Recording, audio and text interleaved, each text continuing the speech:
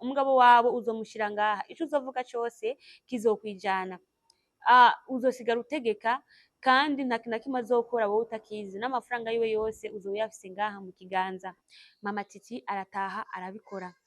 Umugabo agiye koga, umugore uyo munsi arihutira gushusha amazi amutwarira muri dushe akubitamwo wa muti, umugabo aroga. Wa mupfumu asubira kumuha uwundi muti, this time yamuhaye umuti amuhereza mu vyo kurya, ntiyari wa wundi wo koga, yari akantu amurungira mu vyo kurya akamuha akarya. Uyo mugore aragenda arabikora, ahereza umugabo wiwe ararya. Amaze kurya umugabo asa kandi guhungabana, this time rero aracika intege, atangura kumera nk'umuntu agomba kumera nk'umuntu mu mutwe budapanze neza.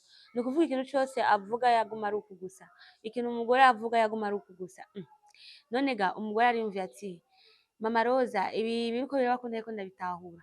Noneho yaciye agwara aba mubi, ibihimba bimwe bimwe bitangura kuba pararize, atangura kumera nabi ku buryo uvuga ati uyu muntu umwanya n'umwanya arashobora gupfa.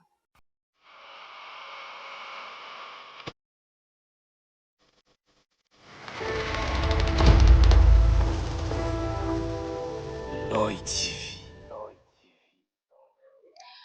Mwaramutse namwiriwe ku bantu mwese muko murakurikirana ino mbonesha kure yacu ikaba ari yanyu ariyo Roy TV Burundi, ni Bella Shaka kuri mikro za Roy TV. Uno munsi ni umunsi special, nabategura ikiganiro inkuru nyigisho. Reka mbanze n'ijambo ry'ihumure. Ushobora kuba ugwaje cyangwa ufise ikibazo ico cyose cyo mu buzima, ngoma ndakubwire ni nta joro ridaca kandi nta mvura idahita. Ibibazo birashika ariko ntibitume wihebura wumve yuko udakwiriye no kubaho. Hari abantu bashika mu bibazo bakumva bana kwiyahura, bakumva nta guyo kubaho ihari, ariko nagoma ndakubwire yuko umunezero canke se akanovera ko kubaho karacahari. Ico gifuku canke se iyo mvura ubonirwa cyane izohita kandi uzosubira utwenge. Behind camera turi kumwe na Pasi Pro abikora neza, reka tumubwire duti coup de chapeau. Uno munsi rero nkuko nabivuze nabateguriye inkuru nyigisho. Inkuru nyigisho rero ni ikiganiro kidufasha gushikiriza inkuru zagiye ziraba hirya no hino, tukababwira vyinshi ku bijanye n'ubuzima tubayemo kugira ngo twigishanye. Benshi barashika mu buzima bakagwa mu erreur canke se mu makosa canke bakagwa mu mitego runaka kubera ukutamenya, ariko iyo waronse inkebuzo birafasha, bituma uhindura ingendo canke ukamenya ukuntu ukwiye kwirinda n'ukuntu ukwiye kubaho. Ni inkuru rero y'umudamu yitwa Mama Titi. Mama Titi ni inkuru yabereye mu gihugu ca Congo, neza na neza muri Lubumbashi, aho rero uyu mudamu yari yubatse urwiwe afise n'abana, ariko rero 2 ans après mariage yiwe urugo rwiwe rwatanguye kuyumbayumba. Atangura kubona ibintu ivyari biryoshe bisigaye bibishe, ivyari bisosa bisigaye birura. Benshi murabizi yuko fiançailles ukuntu iba ibrilla canke se ishushe, siko usanga mu rugo umaze kugwinjiramo neza ukaronka abana ukagira famille, hariho vyinshi bihinduka. Soit ari gusanga hari utugorana cyangwa ugasanga biraryoshe kurusha. Rero Mama Biri ari muri bamwe bamaze kubaka urugo rwatanguye kuzana akantu k'umururazi canke se kwa kuryohana kwa gusosa biragabanuka. Mama Titi rero atangwa kumvira ati none mbega ndabigenze gute kugira ngo umugabo wanje ndamushire ngaha ku kiganza, kugira ngo ninavuga A yumve A, ninavuga B yumve B, ninavuga C yumve C. Abagore benshi n'abakobwa benshi barashaka kuba bafite ivyo vyumviro, akavuga nti kugira ngo umugabo wanje ndamufatishe ico nshaka agikore, canke umusheri wanje, canke akabona ati urya ni umugabo w'umuntu ndamukeneye ameze uku, ati rero reka nkore ibishoboka kugira ngo ndamwigarurire ate umuryango wiwe aze kuri jewe. Benshi rero niho usanga habayeho gutangura kuja mu nzira zitari nziza, bagatangura kwihingira amayide mu mutwe mabi, mbese ukaca usanga bivyaye icyaha kibi cane cyo gutangura kwicira inzira mu buryo butabereye. Mama Titi rero amaze kubaka urwiwe, umugabo yatanguye kumwereka ko atamwitayeho, mbese akerekana yuko yoba afise n'abandi bakobwa canke se mu kirundi ciza abahabara. Akerekana yuko abafise kandi akabimwereka. Murabizi yuko uri umudamu wubatse urwawe birababaje, kuko uca wumva nk'ukumenga umugabo wawe mu maso yiwe nta gaciro ufise. Uriyumvira ati mbega umugabo wanje iwanje yabuze iki kugira ngo agende kukirondera ahandi, mbega noba mfise agahaze akahe, nkosore he kugira ngo umugabo wanje ndamusuye kandi kumugarura ku murongo. nuko mama Titi amaze kubamo iyo myaka umwaka urenga, c'est-à-dire yari amaze imyaka 2 ari marié, amaze kuvyara ka Titi agafise ari konyene, niho rero urugo rwatangura kumera nabi. Aravuga ati ibi bitanguye mfise umwana umwe, mbega ninagira mu bana 5 canke abana 10 nzoba ngeze hehe jewe mama Titi. Nuko yari afise umugenzi we mama Roza. Mama Roza rero yari umuntu aguruka cyane, abapfumu bose yari abazi, nta mupfumu n'umwe wari kuvuga areke kumumenya. Kurya kuntu abadamu bayaga, murabizi yuko abadamu kenshi iyo bicaye aravuga ati jewe umugabo wanje arankunda, jewe umugabo wanje yanguriye igitenge, jewe umugabo wanje uku n'uku na kuriya, ugasanga bariko biyagira utuntu n'utundi nk'abagore. Nkuko n'abapapa iyo bari kumwe bafise ivyo baganira, soit ama projet canke ibindi bitandukanye. Nuko rero mama Roza aramubwiye ati rero mugenzi, wowe ngaho ndabona yuko hariho ikibazo. Ati namba umugabo watanguye ivyo, mukorera akantu ku buryo ico uzovuge ryijane, c'est-à-dire wewe nyegera ndakwereka ikintu ukora kugira ngo umugabo wawe umugire nkuko nagize umugabo wanje. Mu bisanzwe umugabo wa mama Roza nta jambo yari afise, no mu kibano vyaraboneka yuko umugore ari we umutwe w'urugo, niwe avuga iryanyuma, ni ukuvuga aravuga rikijana, bivanye n'akantu yari amaze gukorera umugabo wiwe. Ntiyari akiri wa mugabo wiwe, ahubwo yari amaze gutegwa n'imyuka mibi ituma imwicarika hasi, igatuma nta jambo yogira canke se ico yobaza canke se no gukorora. Mama Roza wewe yarikorera ivyashara, akaza i Bujumbura, akagenda Nairobi, iyo ashaka hose, ashaka yari amarindwi, ashaka amarindwi 2, kandi umugabo ntiyabaza n'ikintu na kimwe. Umugabo ku mbuga yasigaye araba umwana n'abakozi, n'umukozi ngaho akurikirana ivyo mu rugo, nk'uburyo k'umugore nyene niwe yari ameze nka nyina rugo mu rugo, kandi ariwe yari yategeza kuba umutwe w'urugo canke se serugo.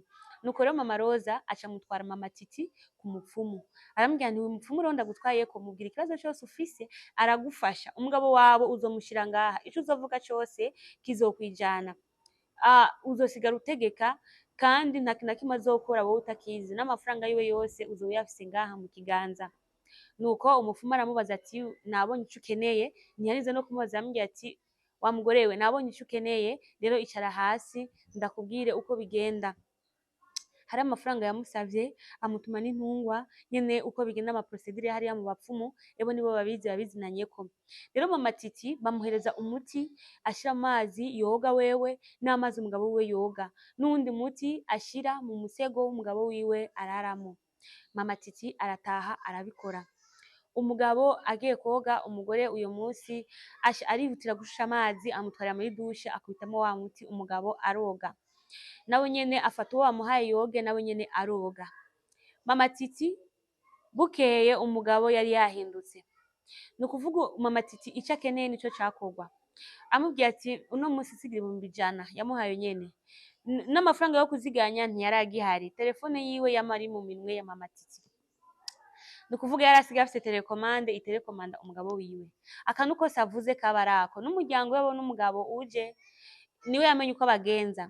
Ico adakeneye nticakorwa, ico akeneye carakorwa, c'est-à-dire niwe yavuga rikijana, yari asigaye ari on top, yasigaye ari serugo. Nuko iminsi iracaho mama Titi atwara inda. Rero amaze gutwara inda atangura kubona wa muti umugabo yamuhaye utanguye kumuvamo. Aje kwa mama Roza yambwiye nti dusubire hahandi, mbona menga umugabo atanguye kandi kugira amanyama, dusubireyo kugira ngo ndamwicarike hasi ntamenyere. Mama Roza aramutwara hahantu basubiyeyo, wa mupfumu asubira kumuha uwundi muti. This time yamuhaye umuti amuheza mu vyo kurya, ntiyari wa wundi wo koga, yari wo akanamurungira mu vyo kurya akamuha akarya. Uyo mugore aragenda arabikora, ahereza umugabo wiwe ararya. Amaze kurya umugabo asa kandi guhungabana. This time rero aracika intege, atangura kumera nk'umuntu agomba kumera nk'umuntu mu mutwe budapanze neza. Ni ukuvuga ikintu cose avuga yaguma ari uku gusa, ikintu umugore avuga yaguma ari uku gusa. None ga umugore ariyumviye ati mama Roza, ibi biriko biraba ko ntariko ndabitahura. Umugabo wanje nashaka gusa yorohe kugira ngo jewe nje hejuru nawe aje hasi, c'est-à-dire jewe mvuga iryanyuma nawe yuhire kuryo mvuze.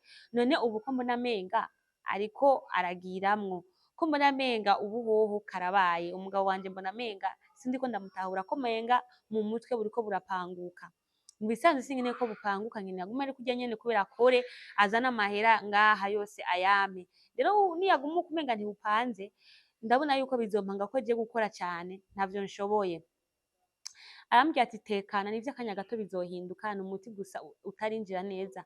Ngo murabizi yuko ngo nubwo wafata umuti wo kuri farumasi canke umuti uhawe kwa muganga hari igihe ugira ama effet. Arya ama effet rero yaheze umuti urakora nkuko ubishaka. Arambwira ati namba wabonye ico peut-être yuko ari ya ma effet nariko ndakubwira ariko biragenda neza we gusa komerezaho. Ubu umugore nyene yiyemera nyene umugore afata ijambo kandi ureke ubwoba urinde harya utarinda kw'isi nta kintu na kimwe woshikako. Iyo niyo mpanuro mama Roza yamuha. Mama Titi aricara ngaho aho rero afise inda ari mu kuvyara, harageze haravyaye umwana, aravuga ati none uyu mugabo biri gute? Avuga ati dusubire kuri wa mupfumu kugira ngo asubire kandi kumpa uwundi muti, noneho ndabe yuko basi bino bintu vyamuje ko bimuvako. Asubira kuri wa mupfumu arambwira nti jewe sindiko ndabitahura ibintu umugabo wanje noneho ubu mbona amanza yagwaye, noneho mu mutwe mbona amenga ntibupanze neza. Arambwira nti imiti yose ifise ukuntu ikora bivanye n'amaraso y'umuntu. Arambwira ati reka ndaguha uwundi muti uze kuwuteka, uraryoshe ariko ntuwurye wewe, uwuteke umushire mu gasosi awurye, n'utuboga ubona ko ari utuboga tw'ivyatsi ariko utomenya utwaritwo. Aragiye aratetse, hageze aho umugabo amuha ivyo kurya canke se amuzimana ati fungura, aca afata wa muti arawutegura neza aramuha ngo irya. Yafashe ateka agaceri aca arenzako hejuru aramuha ati karibu fungura. Papa Titi arafungura, amaze gufungura noneho yaciye agwara aba mubi, ibihimba bimwe bimwe bitangura kuba paralize, atangura kumera nabi ku buryo uvuga ati uyu muntu umwanya n'umwanya arashobora gupfa. Mama Titi rero reka atangure kurira, ararira atangura kwishuza impamvu yabikoze, ariko ntaco yari bukize muri uyo mwanya, ntaco yari bukize. Wa mugenzi we mama Roza araza arambwira ati urabona ko wambeshe, waranyoheje umugabo wanje ntongera ndamubure, wowe wifitiye gwawe, wowe warampenze, nashaka kumenya birya wahaye umugabo wawe, mugabo rero jewe raba uwanje ubu no gukora ntagikora, ubona jewe abana nzobarera gute n'iyi nda ngiye kwibaruka? Ntubona ko untaye mu bibazo? Imisi itari mike umugabo wiwe yararyamye, uyo musi ntiyavyuka aba yapfuye. Imiryango irarira, mama Titi aricuza, ararira n'inda munda, aravuga nti jewe n'ukuri karabaye. Niho rero yumva amenga abaye depressé kubera iki? Yari asanzwe ari umunebwe, ntabwo yari umuntu ataheruka gukora. Hari abadamu usanga ashaka gusa umugabo amuha, ariko wewe kumva ko yohikina amaboko nticokunda. Akavuga nti jewe gukora singeza nakora, umugabo nagenda akore azane indye. Nuko rero mama Titi atangura kurira, ararira umutima uraduga, yitura hasi. Niho kuca bamutwara kwa muganga, wa mwana yapfiriye mu nda, baramubaga bamukurayo. Ni ukuvuga risike yagize, yatakaje umugabo, atakaza n'umwana wiwe yari kuvuka, aba arapfuye. Bagenzi muko murakurikirana ino nkuru, muyakiriye gute iyo mama Titi? Mbega umugabo iyo atanguye kwitwara nabi, inyishu y'ikibazo ni ukumuha umuti kugira ngo aje ku murongo? Mbega inyishu ni ukumusengera kugira bigende neza? Mbega inyishu ni ukumurekerana uko nyene, ashaka azohinduka, adashaka areke? Mbega aho mama Titi kuba yari yumviye kumuha agati, yari yumviye kugira nabi? Ushaka kuvuga nti kubera ko umugabo yamufata nabi, swati ikintu yakoze nticari kibi. Uwundi akavuga ati uko uvyumva, iciyumviro cose wowe ufise ndagusabe wandike muri commentaire. Mbega ko ivyo resultat zabaye mbi ari zibiri, mama Titi abura umugabo abura n'umwana, kubwawe ubona ko vyari bikwiriye canke ico gihano kiramubereye? Ko yapfakaye abura umwana yongera abura umugabo yongera abura n'umwana, agira ibiriyo bibiri. Tumanuke muri commentaire kugira ngo tubishireyo. Inyigisho yo dukuramo ni iyahe? Mwabagore mwe naguma ndababwire, wowe nawe uri umugore ufise umugabo wiwawe, wewe nagukunde kubera wewe, agukunde bivuye ku mutima, ntagukunde kubera ikindi kintu wowe wamukoreye kugira ngo agukunde. Nagukunde naturellement kurya mwahuye akagushima, aba arico agushimira. Namba uvuga nti iki kintu sindagikora neza, hindura kugira ngo ibintu bigende neza. Namba ntariko akora ikintu kitakunezereye, iyumvire ico kintu ko giterwa n'iki? Mbega nije noba ndabiteye? Wowe ukora ibishoboka inshingano zawe uzikore neza, azotuma agenda iyo aje mu vyiwe ariko bitakuvuyeko wewe. Hama niwamara kubigira uko, uzovuka musenga uvuge nti Mana jewe niwe wamumpaye, kandi niwe ushobora kumuhindura. Hari n'abagabo benshi usanga bakubita abagore bakaka kubica, abagabo namubwe mwikebuke kubera namba waramukunze ari urubavu rwawe sinumva ko uza kumugira ingoma yo kumukubita nk'ukumenga uri gukubita kuri independence uvuza ubudaca. Wo kwikebuka kugira ngo urwo rubavu rwawe nturubabaze kuko ni nkuko wotsitara ukababara ino rimwe urahungabana umubiri wose. None umuntu mwabaye umwe ukababaza urubavu rwawe ntiyumva yuko womererwa nabi na wewe. Si vraiment umukunda, gerageza nawe ushire mu kibanza ciwe ari wewe na wewe vyokunyura.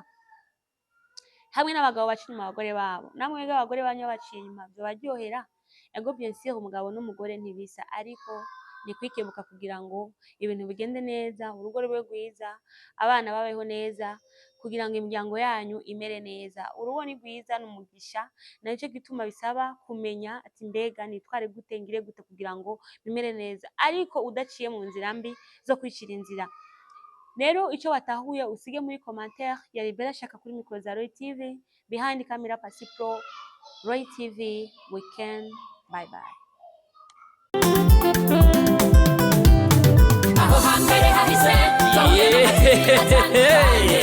Mutangwa muri Roy TV ibi vyose tukaba tubikesha umutama w'amateka bita Roy wubahwe. Ico utarabona uterekwa no kuramba ibintu nyaragase duhuriye muri Roy TV. Ibiganiro byiza muzobisanga muri Roy TV, amakuru meza muzoyasanga muri Roy TV, ibintu byose bigenda bisa muri Roy TV, n'ahandi uzosanga ibihangange atari Roy TV, nyaragasa nshuti nduta muri Roy TV.